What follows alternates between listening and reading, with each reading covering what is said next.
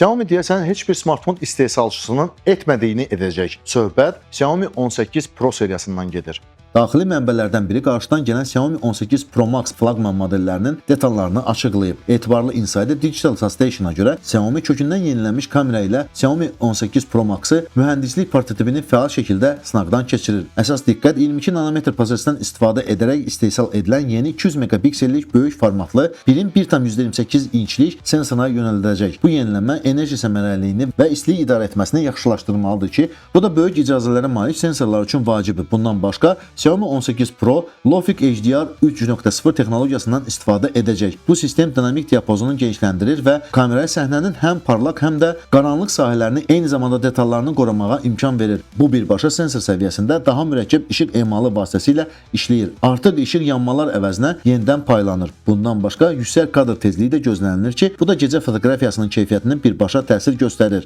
Daha az qarışıqlıq, daha çox detal. Lakin ən maraqlı xüsusiyyət telefoto linzadadır. Şayələrə görə onun həcmi 200 megapikselə malik olacağı və ikili sensorlu quraşdırma yaradacağı ehtimal olunur. Bu yanaşma yeni bir rahatlıq səviyyəsi təklif edə bilər. Bir modul əsas çəkiliş üçün, digəri isə detalların qorunması, böyütmə və makro üçün istifadə oluna bilər. Daha geniş diafraqmanın, işığın və səhnənin dərinliyinin artırılacağı gözlənilir. Digər cəhətdən Xiaomi 18 Pro Max-da ən son flaqman kimi görünür. O, 6.8 inçlik ekran, ikinci dərəcəli arxa ekran və 7500 mAh-lıq batereya ilə təchiz olunacaq. Smartfonun bu payızda satışa çıxarılacağı gözlənilən yeni nəsil Snapdragon 8 Elite Gen 6 platforması ilə təchiz olunacağı bildirilir.